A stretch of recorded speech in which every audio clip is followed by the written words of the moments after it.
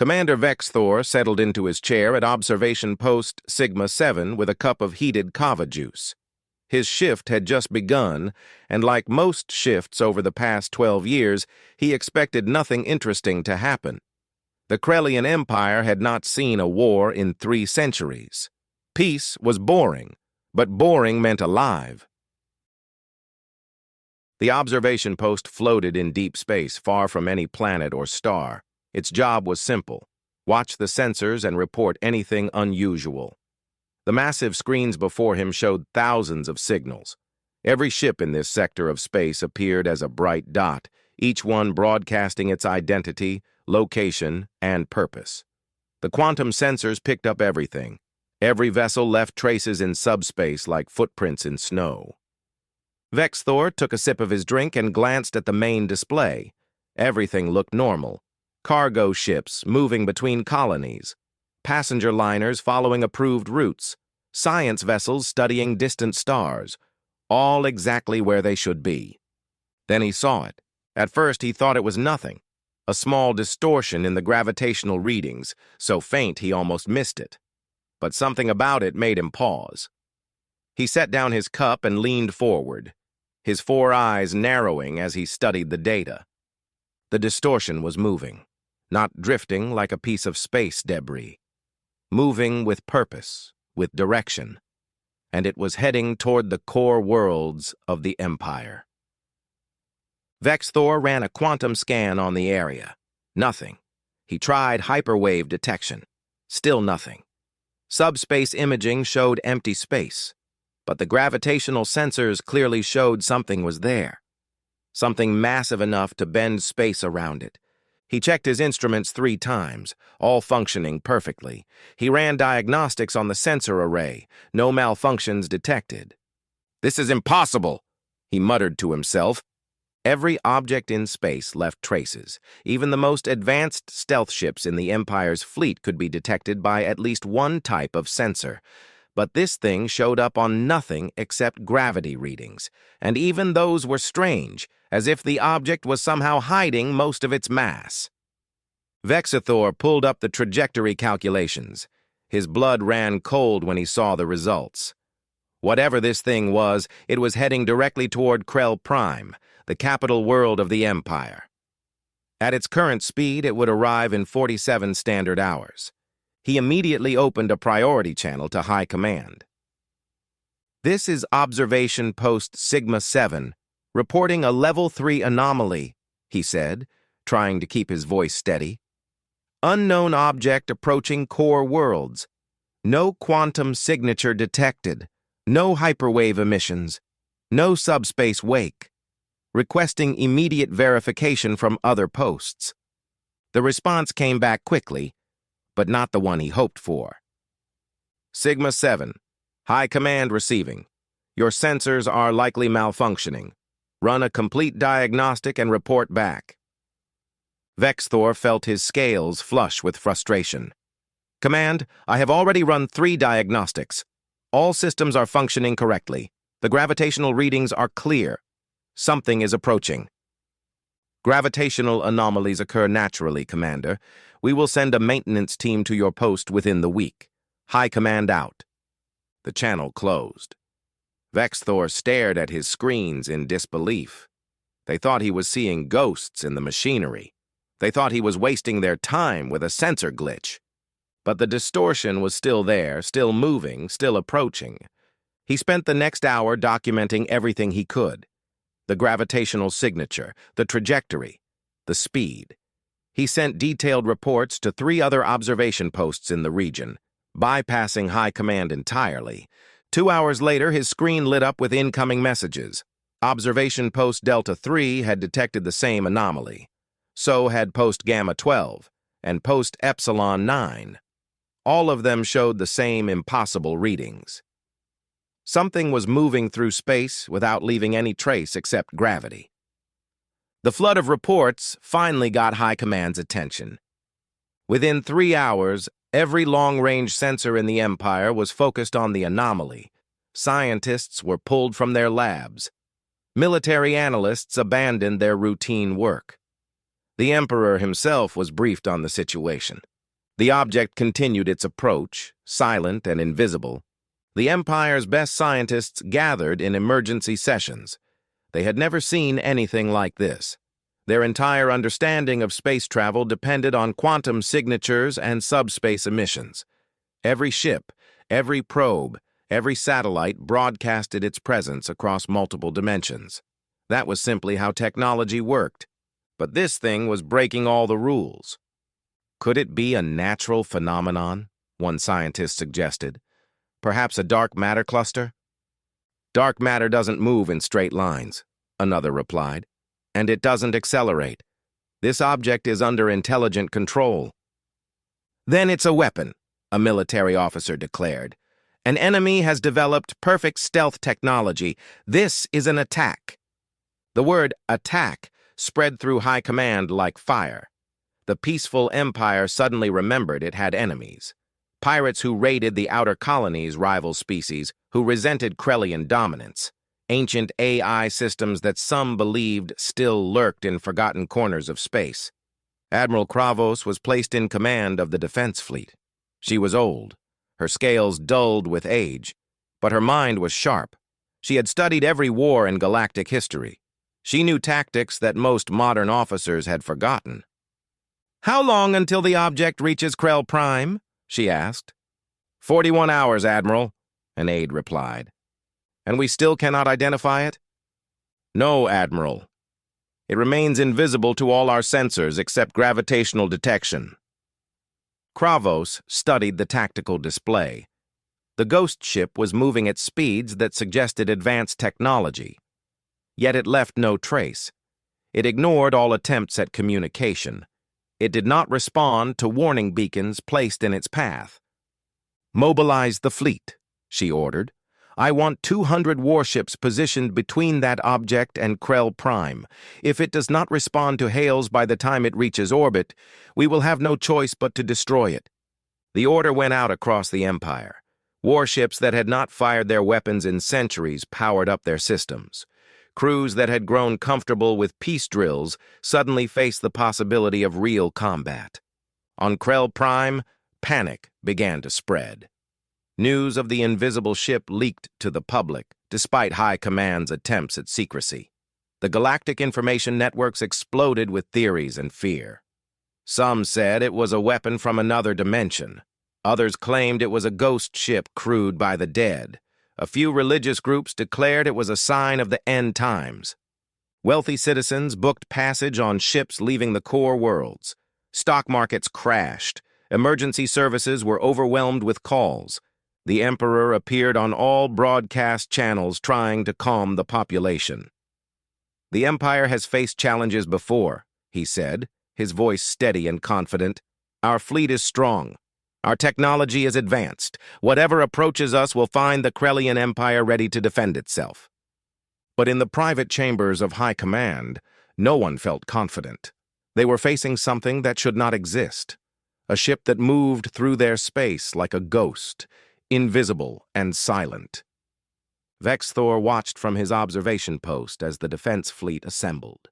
He had been the first to see it, the first to sound the alarm. Now he could only watch as the invisible ship continued its approach, steady and unstoppable. In less than 2 days, they would have their answers. One way or another, the ghost ship would reveal itself. The Empire waited, weapons armed and sensors straining, for a ship they could not see and an enemy they could not understand. The Imperial Science Institute became a fortress of frantic activity. Scientists from a dozen different species worked around the clock, their usual careful methods abandoned in favor of desperate speed. They had 36 hours to understand what was approaching Krell Prime before Admiral Kravos would be forced to fire on it. Dr. Yilmara headed the research team. She was a Krellian physicist who had spent her entire career studying subspace phenomena. In 50 years of research, she had never encountered anything that did not leave some trace in quantum fields. Everything in the universe was connected through subspace.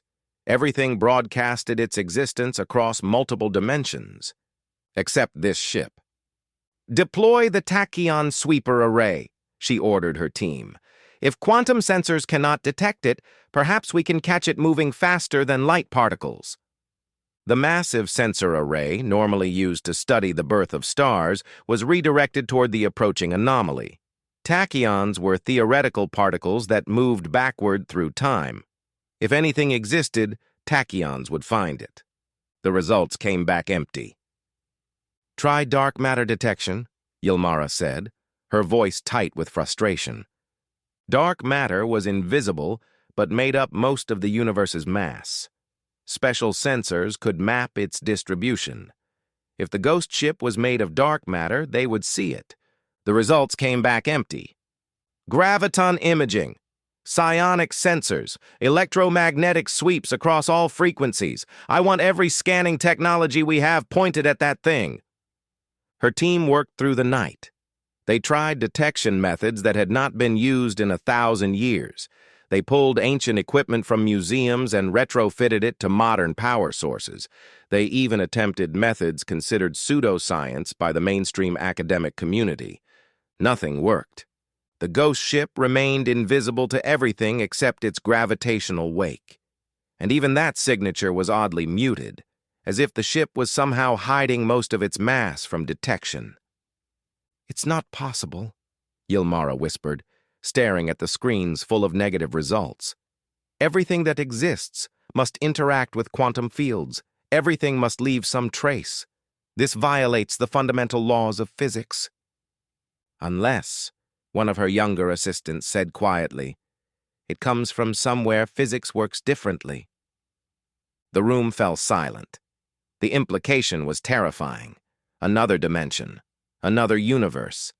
A place where the rules they understood simply did not apply. Meanwhile, Admiral Kravos assembled her fleet between the Ghost Ship and Krell Prime. 200 warships, the largest military gathering in 3 centuries, formed a defensive wall in space. Each ship was armed with weapons that could crack a planet's crust. Together, they represented the full might of the Krellian Empire. But Kravos felt no confidence. How did you fight something you could not see?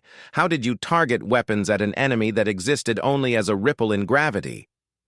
"Send another hail on all frequencies," she ordered. "All languages, all transmission methods. Someone must be piloting that ship. They must be able to hear us." The communications officer worked his console. The message went out in Krellian, Vosi, Tharn, and 40 other languages. It was broadcast on quantum channels, hyperwave bands, and even ancient electromagnetic frequencies that no one had used in millennia. "This is Admiral Kravos of the Krellian Defense Fleet. Unknown vessel, you are approaching restricted space. Identify yourself immediately. If you do not respond, we will consider your approach an act of war." They waited. Sensors strained to catch any response. Communications arrays listened to every frequency. Silence. The ghost ship continued its approach, neither slowing nor changing course. It was as if the entire fleet did not exist. The message had either not been received, or it was being deliberately ignored. Kravos felt cold anger building in her chest. She had spent her career studying military history. She knew how wars started, usually with misunderstandings, with fear, with mistakes that could not be taken back. But what choice did she have? The ship was 20 hours from Krell Prime, 20 hours from the capital world where billions of citizens lived and worked. On Krell Prime itself, the evacuation had turned chaotic. Ships meant to carry 1,000 passengers were cramming in 3,000. Fights broke out at spaceports. The wealthy bought their way onto private vessels while the poor rioted in the streets. The Emperor broadcast another message pleading for calm. "The fleet will protect us," he promised. "Trust in your defenders. Trust in the strength of the Empire." But behind closed doors, the Emperor asked his advisors the question everyone was thinking. What if we fire on it and discover it was friendly? What if we start a war with beings more powerful than ourselves? No one had an answer. Back at the Science Institute, Dr. Yilmara made a discovery. It was small, almost insignificant, but it was the only thing they had found. The gravitational signature is not just muted, she explained to High Command via video link. It's muted in a specific pattern. The quantum vacuum around the ship shows absolutely zero activity, but conventional spacetime is being displaced. Speak plainly, Doctor, Admiral Kravos said. What does that mean? It means the ship might not be using quantum technology at all. It might be using purely classical physics, conventional matter, conventional propulsion, no quantum manipulation whatsoever. The military officers stared at her in confusion. One finally spoke. That's impossible. You cannot cross interstellar space with classical physics. The energy requirements would be absurd. The time required would be thousands of years. I know, Ylmara said, but I cannot explain the readings any other way. The ship is there, but it exists only in the 3 physical dimensions we can see. It has no presence in quantum dimensions at all. What kind of species would develop technology like that? Kravos asked. A species that evolved in a quantum dead zone, Ylmara replied. A region of space where quantum fields are naturally suppressed. They would have no choice but to develop classical technology. To them, our quantum signals would be invisible, just as their classical ship is invisible to us. The implications were staggering. The Empire had always assumed that advanced technology required quantum manipulation. Their civilization, and every other civilization they knew, had evolved from species with natural quantum sensitivity. They could feel subspace the way fish could feel water currents. But what if a species had no quantum sensitivity at all? What if they were completely blind to the dimension that connected all known life? They would develop completely different technology, following completely different principles. They would be invisible to the Empire's sensors, and the Empire would be invisible to them. If that's true, Kravos said slowly, then they might not even know we're here. They might not be receiving our hails because they cannot detect quantum or hyperwave transmissions. It's possible, Ylmara admitted. Then how do we contact them? Electromagnetic radiation, radio waves, light signals, the most primitive communication methods we know. Kravos turned to her communications officer. Do we have equipment that can broadcast on electromagnetic frequencies? The officer looked embarrassed. We have some equipment in storage, Admiral, from museum displays. We would need several hours to set it up and power it properly. You have 3 hours, Kravos said. Make it work. The crew scrambled to comply. Engineers pulled ancient equipment from storage bays. Technicians who had never worked with anything older than quantum transmitters struggled to understand century-old designs. They worked with desperate speed, knowing that time was running out. 12 hours from Krell Prime, the electromagnetic transmitter came online. It was crude and weak compared to quantum communications, but it was the only hope they had.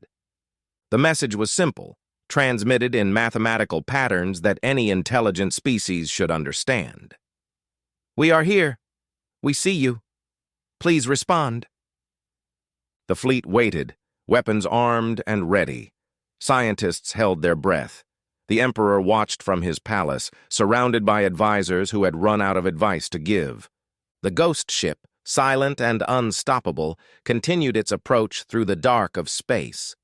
The ghost ship dropped out of faster-than-light travel at the edge of Krell Prime's solar system.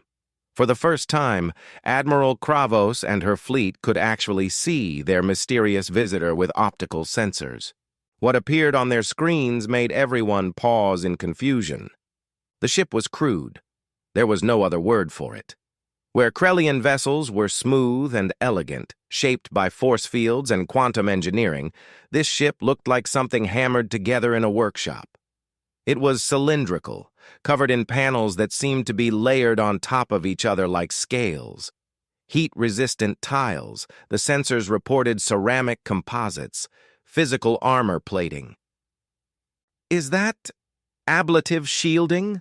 One officer asked in disbelief. Who uses ablative shielding anymore? The ship's engines were equally primitive. chemical thrusters for maneuvering arranged in clusters around the hull, a fusion drive for main propulsion, burning hydrogen in magnetic containment fields that looked barely controlled. There were no quantum field generators, no subspace manipulators, just raw physical engineering. "It looks like something from a museum," Kravos muttered, "like a ship from the early space age."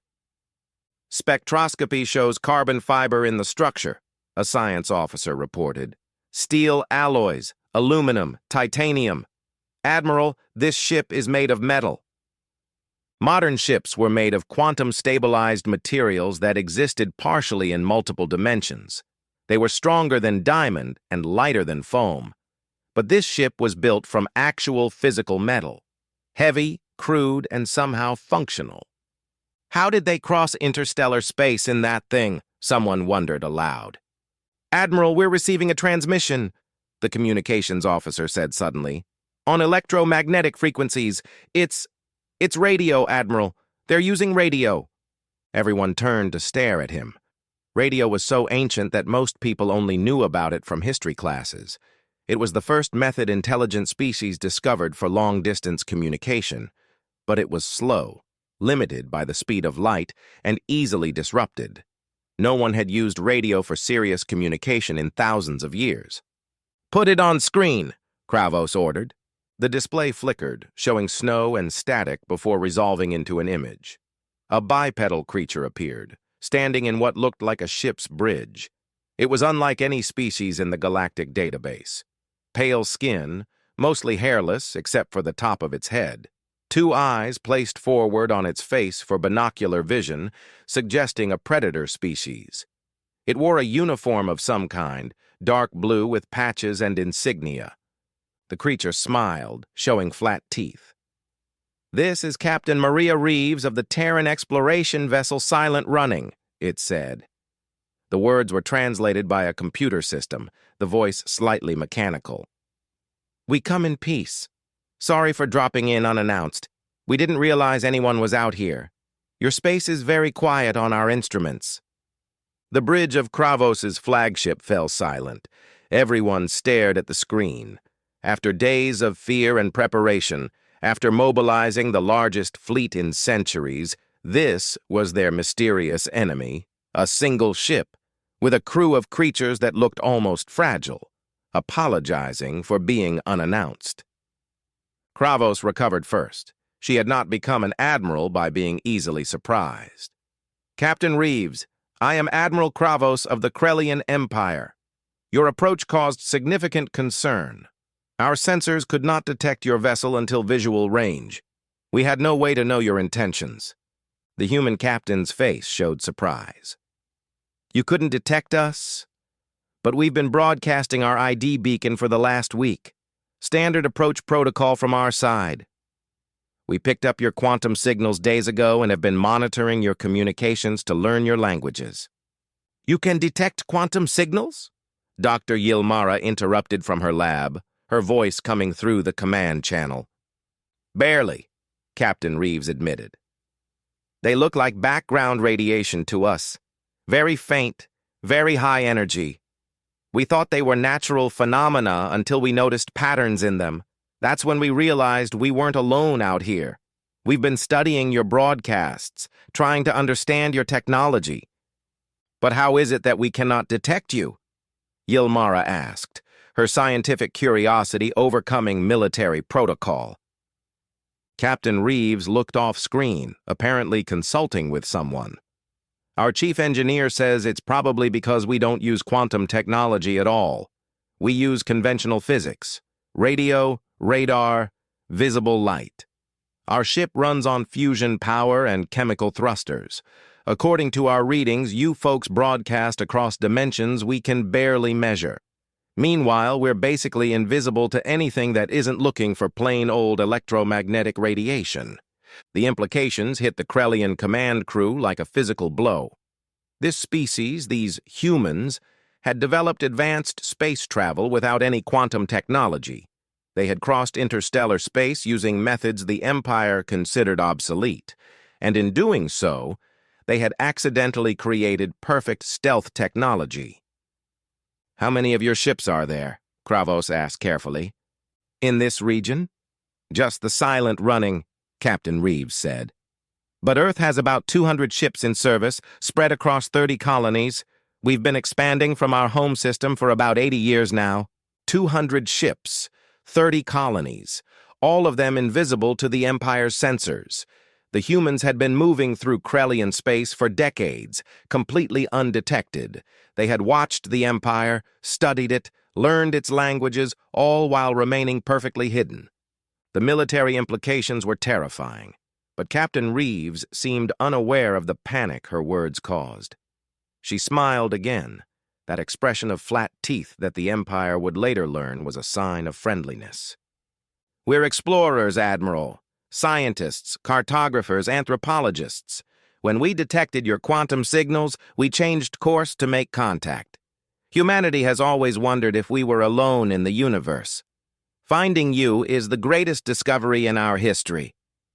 Kravos studied the human carefully. The creature seemed genuine. No obvious weapons were visible on her ship's bridge. The vessel itself, while surprisingly advanced in some ways, was clearly not a warship.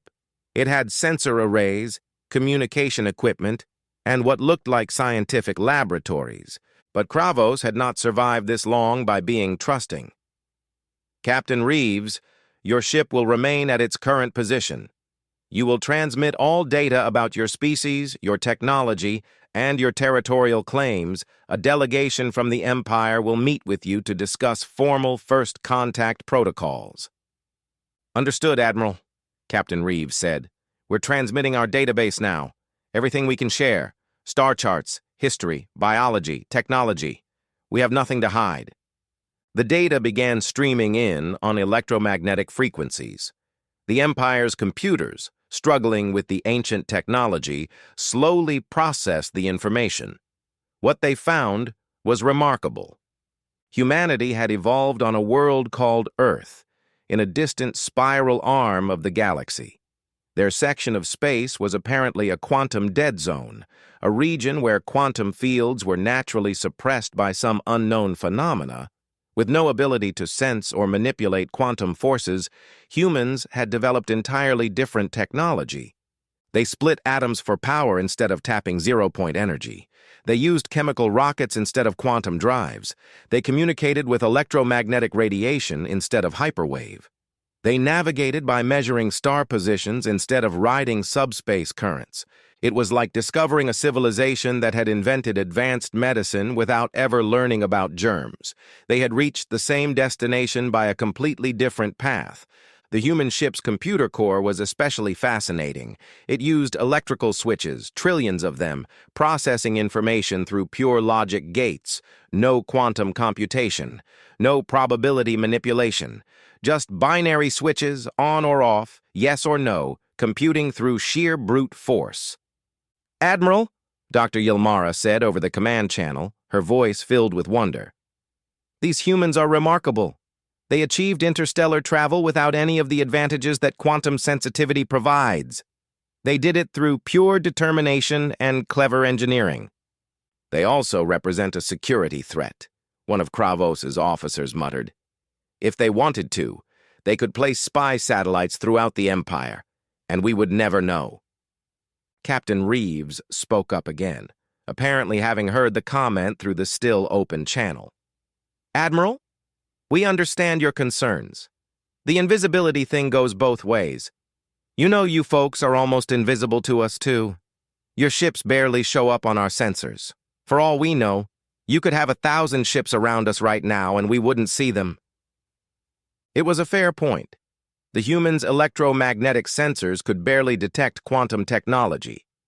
The silent running was essentially blind to the fleet surrounding it, seeing only the largest vessels as faint distortions. Both our species have a choice to make, Captain Reeves continued. We can fear each other because we're different, or we can help each other because we're different. I vote for the second option. Humanity has been lonely in the universe for a long time. We'd like to change that.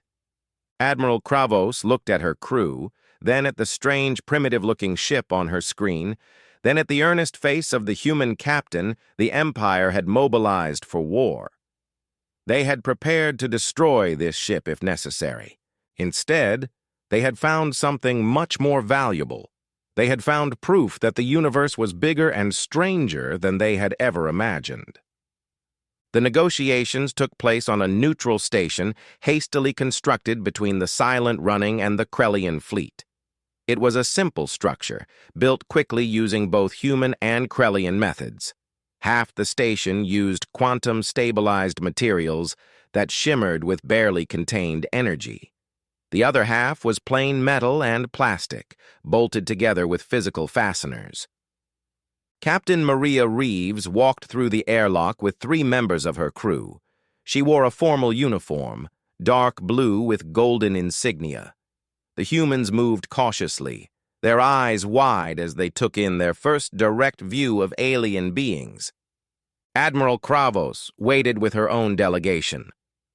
Beside her stood Dr. Yilmara and a dozen other scientists, along with a representative from the Emperor himself. They watched the humans with equal curiosity.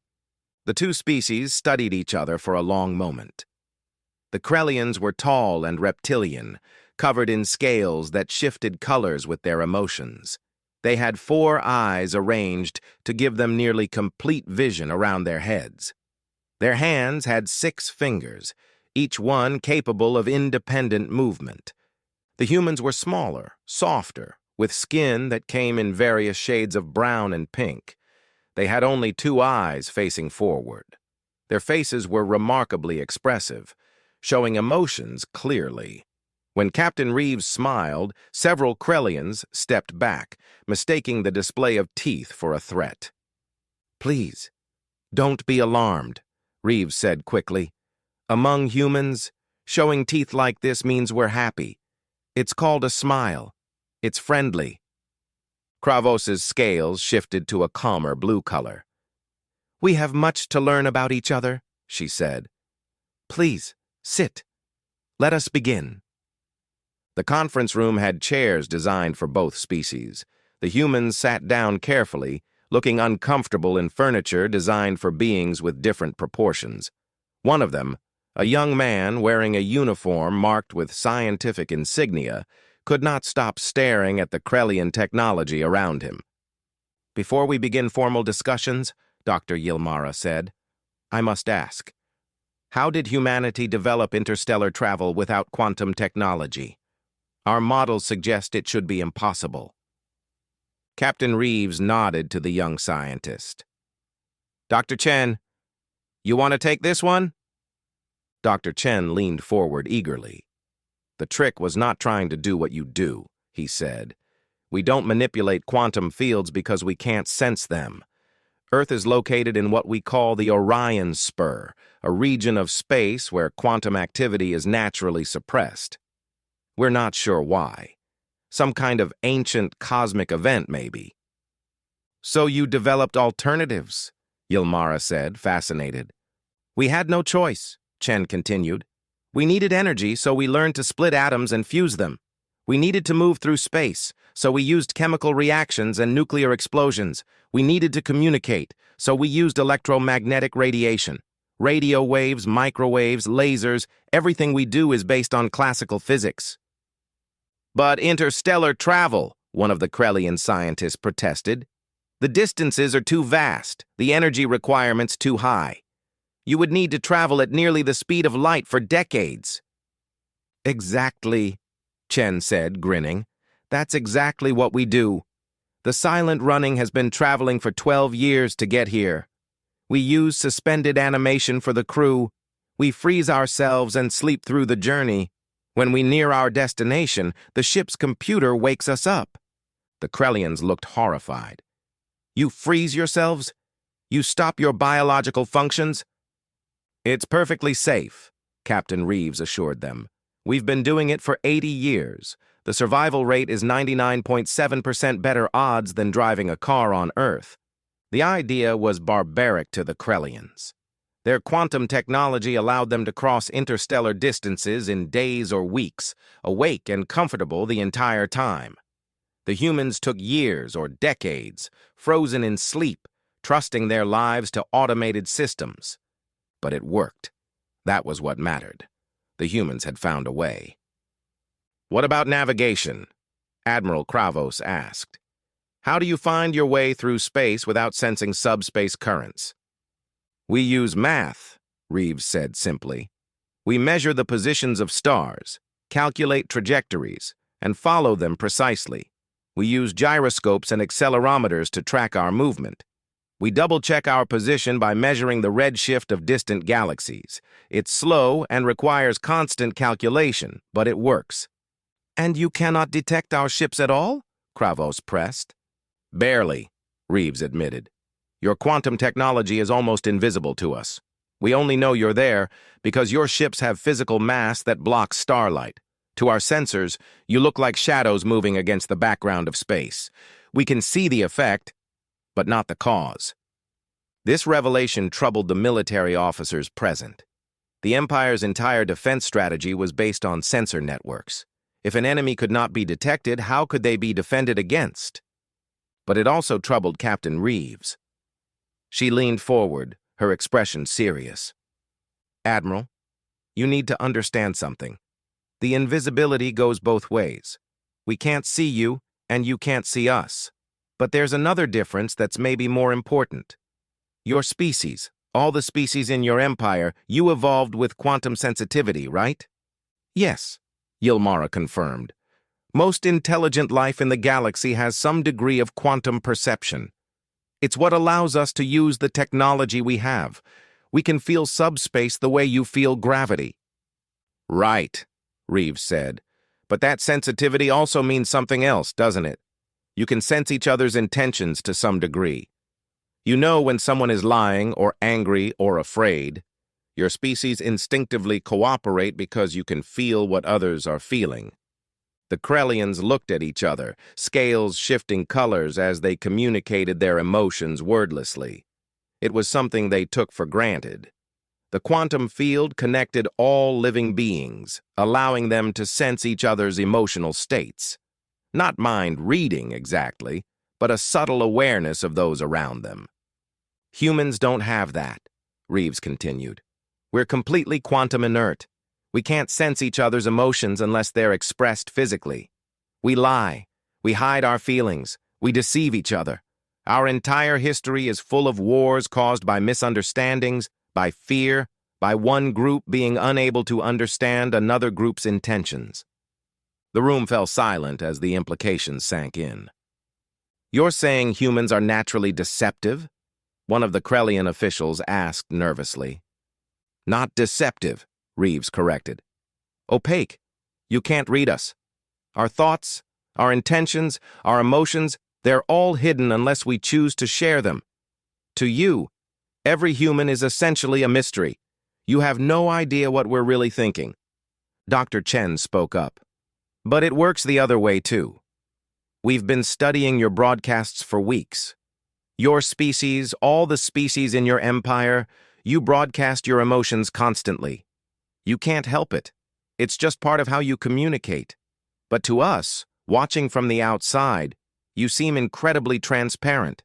We can analyze your broadcasts and figure out your political situations, your social tensions, your economic problems, not because we're spies, but because you show everything openly." Admiral Kravos felt her scales shift to a darker color, a sign of deep concern. Captain Reeves was right. Humanity represented a completely unknown factor.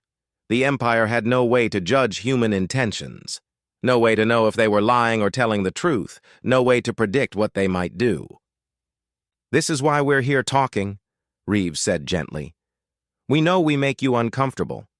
We know our invisibility and our opacity are frightening, but we want peace. We want friendship. We're offering to share our technology, our star charts, everything we know. In exchange, we'd like to learn from you. We'd like to join the galactic community." "Why?" Kravos asked bluntly. "Why reveal yourselves at all? You could have remained hidden. You could have watched us without ever making contact." Reeves smiled again, that strange expression of flat teeth. "Because we're human, Admiral. We're curious. We're social. We've spent our entire history looking up at the stars and wondering if anyone else was out there. And now we know. You're here. You're real. Hiding from you, spying on you, that's not who we want to be. We'd rather take the risk and try to be friends. One of the Krellian officials spoke up. But what if we refuse? What if we decide humanity is too dangerous to trust? The room tensed. Captain Reeves met the official's gaze steadily. Then we'll respect your wishes, she said. We'll leave this region of space. We'll avoid your territory. But, Admiral, we've already found you. And if we found you by accident, other isolated species might find you too. Wouldn't you rather have us as friends who can teach you about classical physics and electromagnetic stealth than as an unknown threat out in the dark? It was a fair argument, and a frightening one. If humanity existed, truly invisible to quantum sensors, how many other species might be out there? How many other civilizations had developed along different lines, using technology the Empire could not even imagine? Emperor Thralvix's representative, who had been silent until now, finally spoke. The Emperor has authorized me to begin formal negotiations for an alliance between the Krellian Empire and humanity. But we will need time. We will need to establish trust. This is unprecedented. We understand, Captain Reeves said. We're willing to be patient. We've waited this long to find you. We can wait a little longer to become friends. The treaty negotiations took 3 months. During that time, the Silent Running remained stationed near Krell Prime, its crew working closely with Krellian scientists and diplomats. Both species learned from each other, and both were frequently surprised by what they discovered. The humans were amazed by quantum technology. The ability to communicate instantaneously across light years seemed like magic to them. Krellian medicine could heal wounds in hours that would take humans weeks to recover from their ships, cross distances that would take human vessels decades to travel. But the Krellians were equally impressed by human engineering. The way humans built things to last, using physical materials and mechanical systems that could be repaired with simple tools. Their computers, while slower than quantum processors, were incredibly reliable and resistant to the quantum fluctuations that occasionally crashed Krellian systems. Dr. Yilmara spent hours with Dr. Chen, comparing notes on physics. "Your mathematics is elegant," she admitted one day. "You found solutions to problems we never had to solve. Your approach to rocket propulsion, for instance, is far more efficient than anything we use for conventional thrust." "That's because we had to make it efficient," Chen replied. "We couldn't cheat with quantum fields. Every gram of weight mattered. Every joule of energy had to be conserved. We learned to do more with less." "And your sensors," Yilmara continued, "they detect things we never knew existed. Electromagnetic phenomena we've been blind to because we only look for quantum signatures." The military implications were discussed in a separate set of meetings. Admiral Kravos met regularly with Captain Reeves and her security chief, Commander Jackson. "We need to be honest about this," Kravos said during one session. "Your stealth capabilities represent a significant military advantage. The Empire's defense networks are designed to detect quantum technology. Your ships pass through them like ghosts." Commander Jackson nodded. "We understand your concern, Admiral. But you need to understand that we're just as vulnerable. Your weapons are beyond anything we can defend against. A single quantum torpedo could destroy Earth. We're invisible, yes, but we're also weaker. Much weaker." "Mutually assured vulnerability," Reeves said. "Neither of us can fully protect ourselves from the other. So we have to trust each other." Kravos's scales shifted to a thoughtful orange. "The Empire has not had to trust anyone in centuries. We've been the dominant power for so long that we forgot what it meant to have equals." "Welcome to humanity's entire history," Reeves said with a slight smile. "We've always had equals. We've always had to negotiate, to compromise, to find common ground. It's made us good at diplomacy, and good at war when diplomacy fails. We prefer diplomacy." The final treaty was signed in the Imperial Palace on Krell Prime. Emperor Thralvix met Captain Reeves in person, an honor rarely granted to anyone outside the Empire's highest officials. The ceremony was broadcast across both human and Krellian space, watched by billions of beings. "Today marks a new era," the Emperor declared, his voice amplified by both quantum and electromagnetic transmitters. "An era in which we acknowledge that the universe is larger and more diverse than we ever imagined. Humanity has shown us that there are many paths to the stars. We welcome them as friends and partners." Captain Reeves spoke next, her words translated into 40 languages. "On behalf of humanity, I accept the Empire's friendship. We are small, and you are vast. We are invisible, and you shine across dimensions. But together, we can learn from each other. Together, we can explore the universe and find wonders neither of us could discover alone." The terms of the treaty were surprisingly generous on both sides. Humanity gained access to quantum communication technology and faster-than-light travel. In exchange, they shared their electromagnetic sensor technology and their expertise in classical physics engineering. Human observers would be stationed on Krellian sensor posts to detect phenomena that quantum sensors missed. Krellian scientists would work on Earth to help humanity adapt quantum technology to their quantum-inert biology. Trade routes were established, cultural exchanges planned, joint exploration missions proposed. But the most important part of the treaty was simple. Neither side would hide from the other. Humanity would share their locations and movements. The Empire would do the same. Trust, they both agreed, had to start with transparency. 3 months after the treaty signing, the Silent Running prepared to return to Earth. Her mission had been a complete success. Captain Reeves stood on the bridge, watching as Krellian ships moved around them. She could see them now, barely, as her sensors had been upgraded with quantum detection equipment. "It's strange," she said to Dr. Chen. "A year ago, we thought we were alone in the universe. Now we have allies across thousands of star systems." "Do you think it will last?" Chen asked. "The alliance, I mean. We're so different from them." Reeves thought about that. She remembered the fear on Kravos's face when she realized humans were opaque to quantum senses. The concern in the Emperor's voice when he spoke about mutual trust. The genuine wonder in Yilmara's eyes when she learned about human engineering. "Yes," she said finally. "I think it will last, because we're different in ways that complement each other. They have abilities we lack. We have capabilities they never developed alone. Each of us is incomplete. Together, we're stronger. Plus," Chen added with a grin, "we scare the hell out of them. Nothing motivates an alliance like a healthy dose of mutual fear." Reeves laughed. "True, but also mutual respect. They're not afraid of us because we're evil. They're afraid because we're unknown. Give them time to know us, and the fear will fade." Admiral Kravos contacted them one final time before their departure. "Safe travels, Captain Reeves, and thank you. Your arrival was terrifying, but it taught us something important. The universe is not ours to control. There are mysteries out there we cannot detect, forces we cannot predict. Your people reminded us to be humble." "And your people reminded us that we're not alone," Reeves replied. "That's worth every light year we traveled to get here."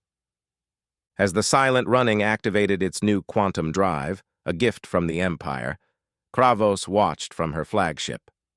The human ship disappeared in a flash of quantum energy, crossing distances that would have taken it years in mere hours. She thought about the future. Humanity would bring their invisibility and unpredictability to the Empire. They would find things in dark space that quantum sensors missed. They would think in ways that quantum-sensitive species could not imagine. They would be scouts, explorers, and diplomats in regions where the Empire had never looked. But they would also be a reminder that the Empire did not know everything, that advancement could come from unexpected directions, that different did not mean inferior.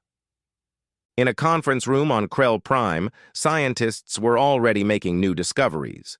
A human electromagnetic telescope, simple by human standards, had detected a stellar phenomenon that Krellian quantum sensors had missed entirely. It was a small thing, but it proved the point. The universe was full of things neither species could see alone. On Earth, the news of first contact had sparked a revolution in human thinking. They were no longer alone. They were no longer isolated in their corner of space.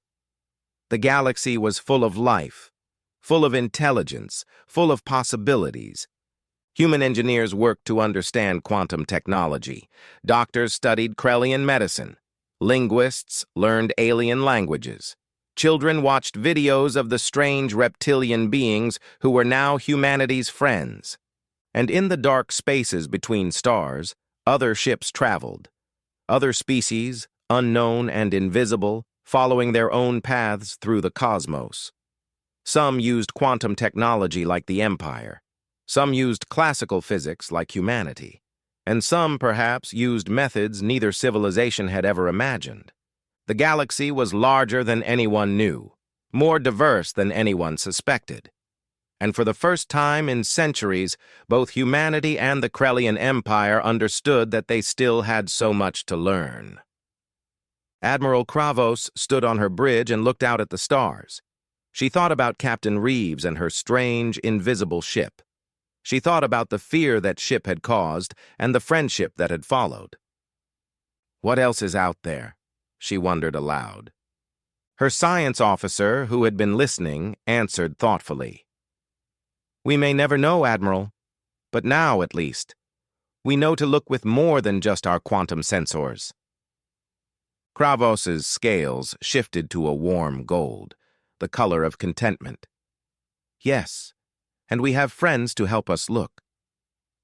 Somewhere in the vast darkness of space, invisible to quantum and electromagnetic sensors alike, something moved.